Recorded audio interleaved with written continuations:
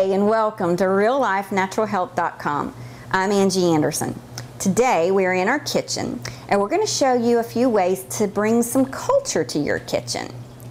Not really having to listen to classical music while you cook or anything, although that's great.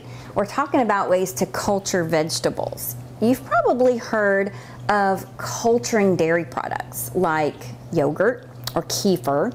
Those are great. They're really good for you. Another fermentation process like this is making alcohol, like beer or wine. And this process is similar to both of those, yet still different. Culturing vegetables, the way we make it, we only use sea salt and real fresh spring water or RO water. We don't add anything else to it. You can use whatever vegetables that you want to. We really like using cauliflower. We like using daikon radishes. We like using onions and garlic for flavor. We like to add red, orange, or yellow bell peppers. There's lots of things you could add. These that we've made already are cauliflower, kohlrabi, carrots, onions, garlic, and celery. And let's let you have a look at this. While I'm dipping these up, I'll tell you I am not a professional actress and I don't even play one on TV, so I'll probably mess up what I'm saying, but just forgive me and go along with me. We'll get it done.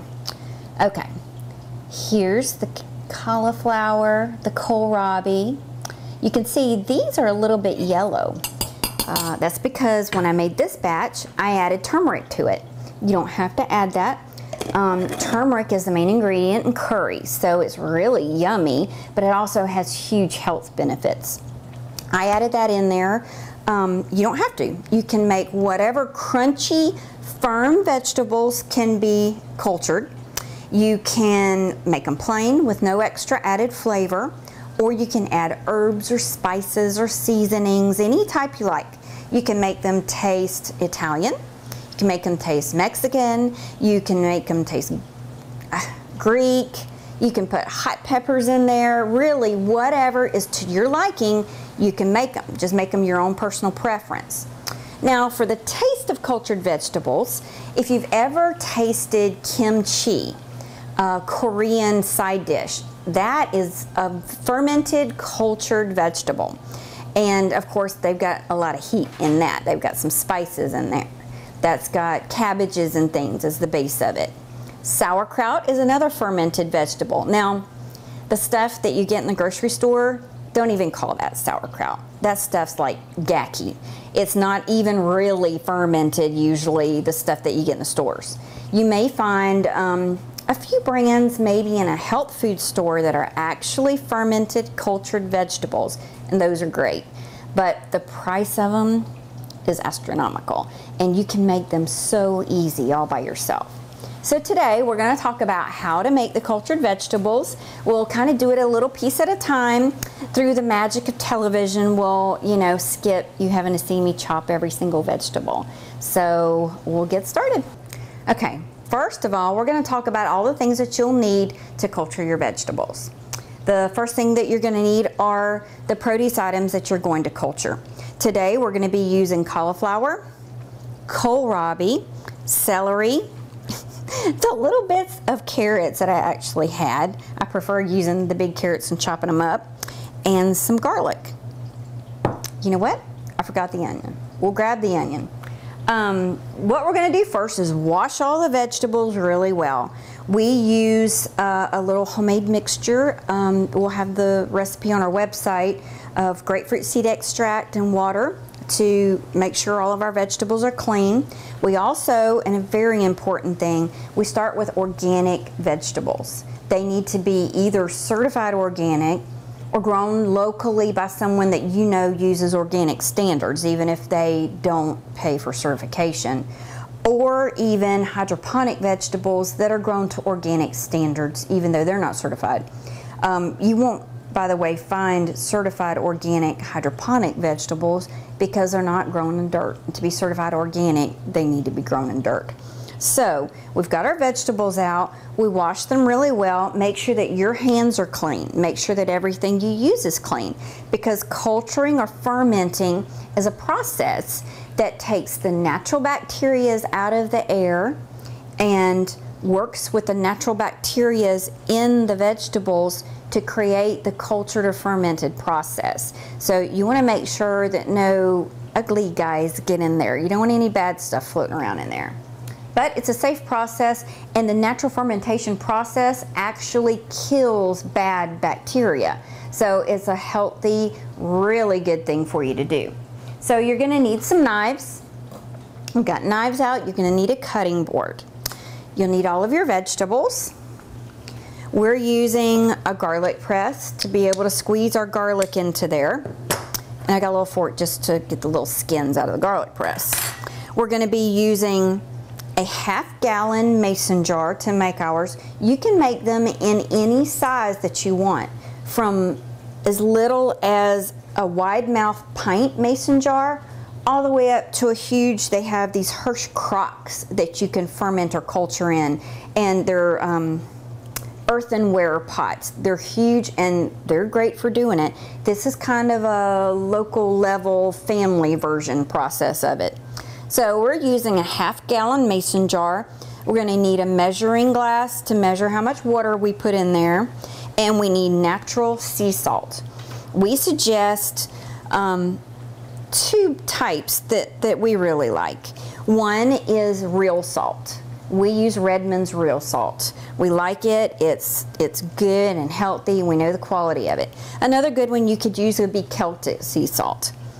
We've got a 2 tablespoon measurer. You'll use about 3 to 4 cups of water in here with your vegetables, and you'll use 2 tablespoons of sea salt.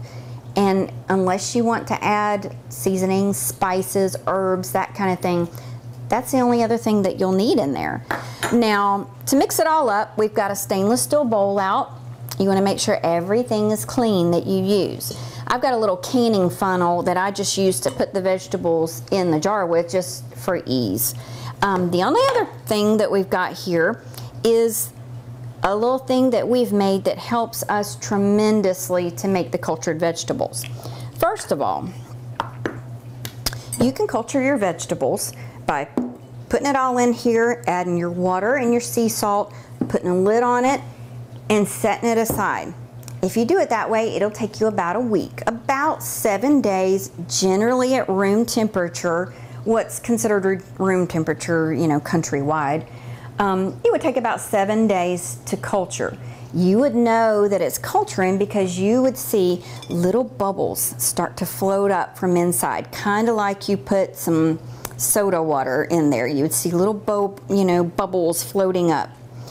Now, if you did it that way, it'll work just as good. You've got your lid on, but what you have to do, ask me how we know this, is that you have to come along every couple of hours at least, open it and sort of burp it. Let the air out, let those bubbles out, because as they build up, pressure is building up in there, and if you don't let it off, the whole thing could explode. Now, we have a golden retriever and we have 3 kids, and frankly, I wouldn't want shattered glass all over me. So we decided to use a culturing kit. So we looked all over the internet, and they have them all over the place, all different kinds. But they're pretty expensive. So what I did was I looked at all the different ones that are out there, and I decided, well, if they could make it, I could probably make it too. So I looked at the way they were made. Now, I don't sell these, I don't market them, I'm not in the culture kit business, but we started making them. They worked great for us, and we've made them for a lot of friends and family. It's super easy, and you could do this. This is a mason jar plastic lid. You get a box of those at your hardware store, maybe even, you know, your box store like Walmart. Get a box of these, and then I had my husband drill a hole in the top of it. At the hardware store, we got some rubber grommets. You see the little black part? You See the black part? That's one rubber grommet that we fit inside of here. Now the purpose of that is so that we can have this little airlock go inside of here. So we squeeze the airlock through the rubber grommet and we have the end of the airlock coming out this side.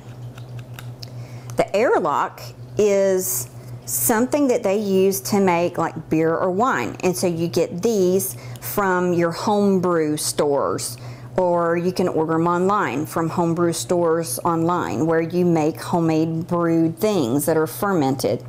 Now this one, this particular model, some of them look differently, but the idea is that it's kind of an S-lock type thing. You put water through here, into here, up to the little line that says maximum. And then you put this little, here it is. Put this little cap on the top. The cap has some tiny little holes in it. This gets screwed onto your mason jar. So it's sitting there. Your bubbles are going to come up through the cultured vegetables. They're going to come up through this channel, and they're able to come up through that water and escape out the top so that it doesn't explode or blow up on you. But the cool part is that because you've got this water level here, bad germs or bacteria or things, first of all, they have a hard time getting through this itty bitty holes on the top, but if they were to get in there, they can't get through the water level. That makes a little barrier for you. So we put these together, super easy, and we use these and we don't have to worry about babysitting our cultures. Another benefit to this is that when we make the cultures using this process, it only takes 4 days. From beginning to end, it takes 4 days to culture. Now they like sitting, like I said, at what's considered room temperature, but we live in Florida. In Florida, room temperature is different than it probably is in Wisconsin, you know, in January or whatever. So, and ours is different because we don't run our air conditioner very often. A lot of times we have all of our windows open like today with the breeze blowing through the house. So what we do, once we get it all loaded up, lid put on it, we set it in a cooler and we put some little ice packs in the cooler. It really likes living at about a range from 60 to 70 degrees. So we just put some of the little reusable ice packs in there, and then 24 hours later we take those out and put another set in there, and we just rotate those for 4 days. At the end of 4 days, you take this lid off, set it aside, get a regular mason jar lid, whether it's metal or plastic, doesn't matter, and you put that on your cultures and you put them in the refrigerator. That slows down the fermentation process. The cold drastically slows it down, practically stops it. Now the cool part about this is that the fermentation process makes them so that they are good in there for ever. I really don't know how long, because they don't last that long because we eat them so much, but they would last in your refrigerator for a very long time. It's a preservation method that people used a long time ago, very long time ago, when they didn't have refrigerators, they didn't have canning equipment, they didn't have freezers, and so they would save their vegetables through this fermentation process. So once they're ready, put them in the refrigerator. Now when it's time to eat your vegetables, that's a whole different story. You don't need to eat these like you would, let's say, a serving of cauliflower. You know, you might want, you know, a big two-handed size serving of cauliflower on your plate. You don't need that much. This cultured vegetable product is so supercharged with nutrients that all you need per meal is about 1/4 cup. Because of that, it's really considered a condiment more than a side dish. Now, we like them like side dishes. We eat them alongside a salad. We don't cook a whole lot of vegetables anymore. We eat most of them raw. We cook the ones that need to be cooked, and we'll talk about that another day. But if you have just 1/4 cup of this, it's going to give you all those digestive enzymes and probiotics and nutrients that we talked about.